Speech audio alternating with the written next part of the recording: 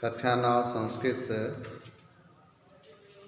पाठ 2 में आप लोगों को सुभाषितानि नामक पाठ को पूरा पढ़ाया जा चुका है। इसके बाद तृतीय पाठ में अन्योक्ति मौक्तिकानि है। अन्योक्ति रूपी मोती। प्रस्तुत को कुछ कहने के लिए जब किसी अप्रस्तुत को माध्यम बनाया जाता है, अर्थात किसी से कहने के लिए जब दूसरे पर रख कर बात कही जाती है तो वह अन्योक्ति कहलाती है। जिसमें पहला है आपो विमुक्ता क्वचिदाप एवं क्वचित किंचित गरलम क्वचित यस्मिन् विमुक्ता प्रभवन्ति मुक्ता पयोद तस्मिन् विमुखः कुतस्त्वम्। आपो विमुक्ता। पयोद, पयोद का अर्थ होता है बादल। हे बादल, तुम्हारे द्वारा छोड़ा गया जल। आप शब्द का अर्थ होता है जल।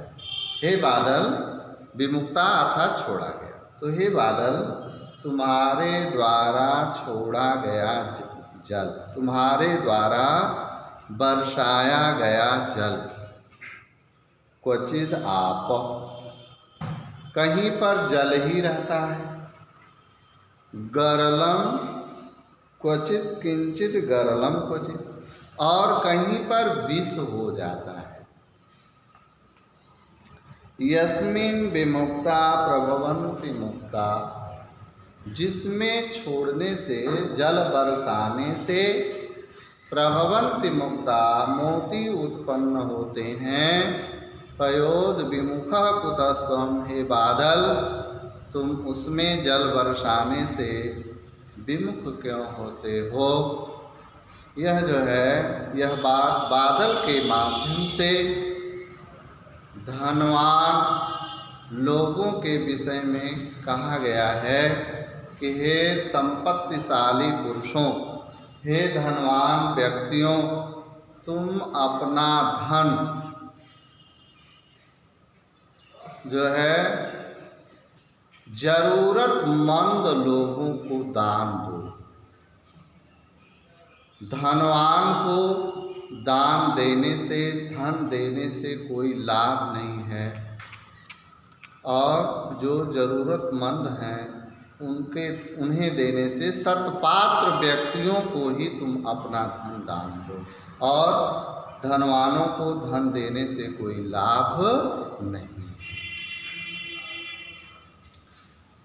जलनिधौ जननं धवलं वपुमुर रिपोरपि पाणितले स्थितिः इति समस्त गुणान्वित संखभो कुटिलता हृदयान्न निवारिता।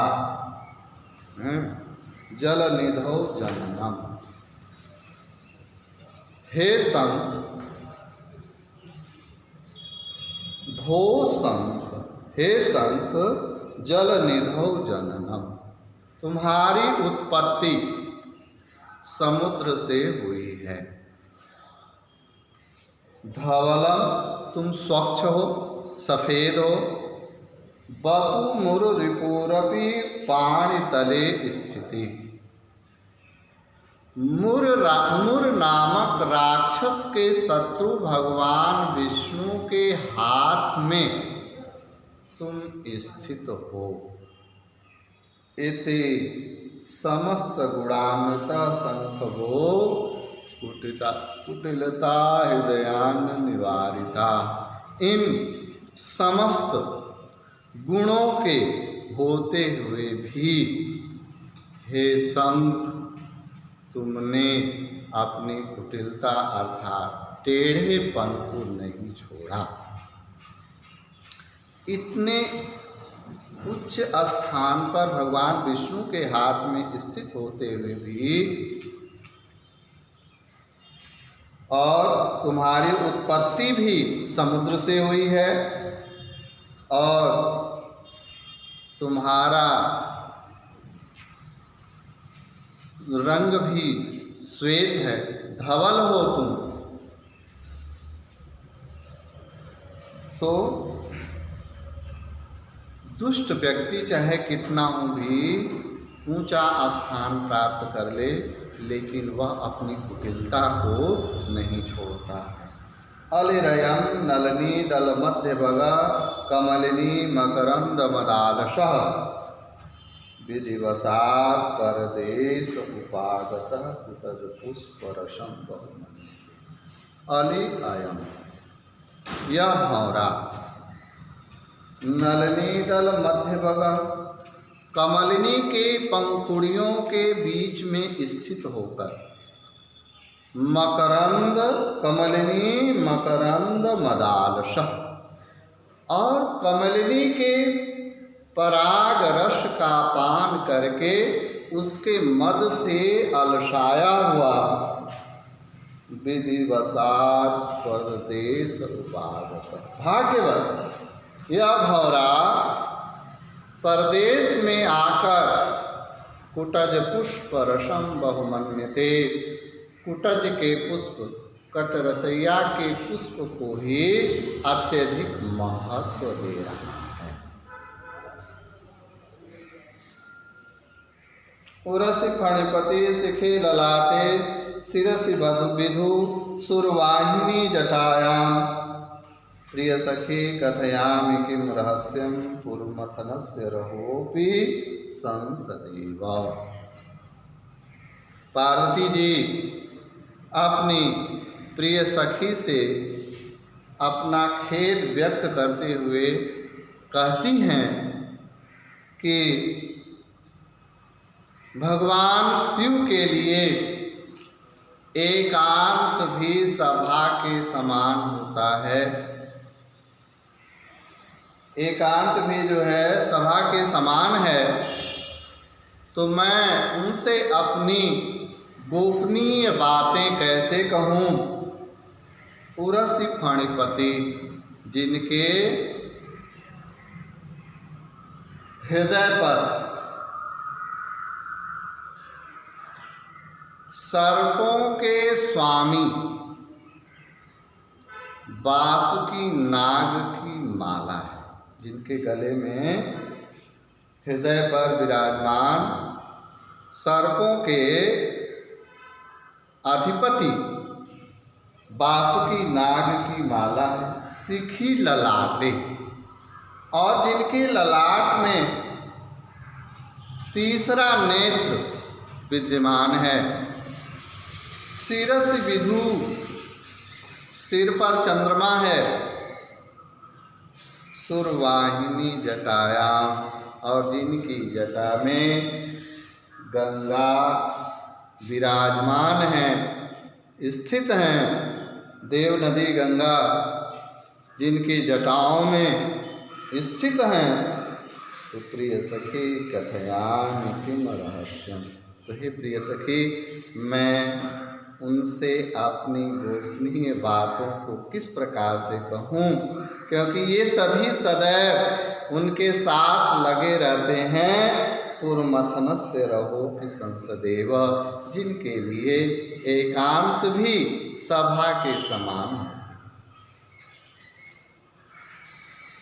एकेन राजहंसेन या शोभा सरसो भवे, न सा पक्षहस्तेन तरस्तीरवास। एकेन राजहंसेन या शोभा सरसो भवे, एक राजहंस से जो शोभा, उसकी सुंदरता तालाब की होती है, नसाबक सहस्त्रेण परस्तीरवासिना, उसके तट पर रहने वाले, उसके किनारे पर रहने वाले हजारों बगुलों से वह शोभा नहीं होती। अहमस्मि नीलकंठस्थ खलुश्यामि शब्दमात्रेण, नाहं जलधर भवश्चातक इव जीवनं याचे। अहम अस्मि नीलकंठस्थ,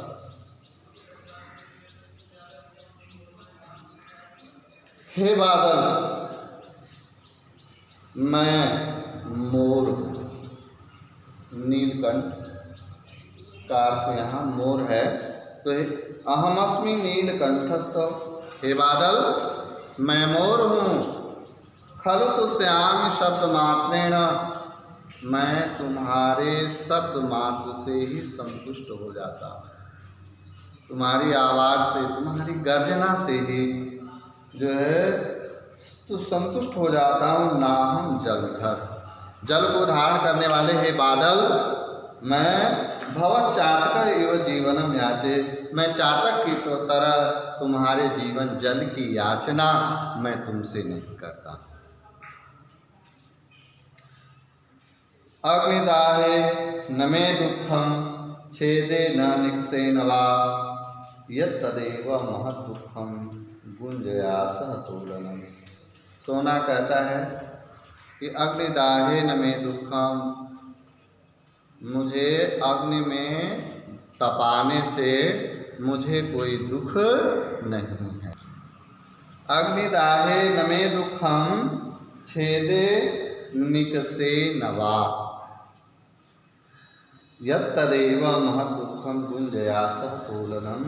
सोना कहता है कि मुझे अग्नि में तपाने से कोई दुख नहीं है, छेदे मुझे काटे जाने से भी, निकसे नवा और कसौटी पर कसे जाने से भी मुझे कोई दुख नहीं है। यत्तदेव महत् दुखम गुंजयासः तोलनम। सोना कहता है मुझे एक ही बात का हार्दिक कष्ट है, दुख है कि जो है मुझे बार बार जो गुंजा घूंची के द्वारा तौला जाता है, तराजू पर तौला जाता है, इसी बात का मुझे हार्दिक दुख है, कष्ट है। सुमुखोपि सुवृत्तोपि सन्मार्ग पतितोपि सन्, सतां वै पादलग्नोपि व्यथत्यत्येव कंटक। सुमुखोपि, सुंदर मुख वाला होते हुए भी, सुवृत्तोपि, सुंदर गोलाकार होते हुए भी, सन्मार्ग पतितोपि सन्, साफ सुथरे रास्ते पर गिरे हुए होने पर भी, सतां वै पादलग्नोपि, सज्जनों के पैर में लगा हुआ होने पर भी, व्यथत्यत्येव कंटका, कांटा दुख ही देता है, कष्ट ही प्रदान करता है। ऐ त्यक्ता कस्तूरी पामरै पंक संकया, अलं खेदेन भूपाला किं न सन्ति महीतले। हे कस्तूरी, पामर अर्थात मूर्खों ने तुम्हें कीचड़ समझ करके तुम्हारा परित्याग कर दिया है, तुम्हें छोड़ दिया है। अलम खेदेन भूपाला किं न सन्ति महीतले। इसलिए हे कस्तूरी, तुम दुख खेद व्यक्त मत करो। क्या तुम्हारे महत्व को समझने वाले इस पृथ्वी पर राजा नहीं है? अर्थात अवश्य है।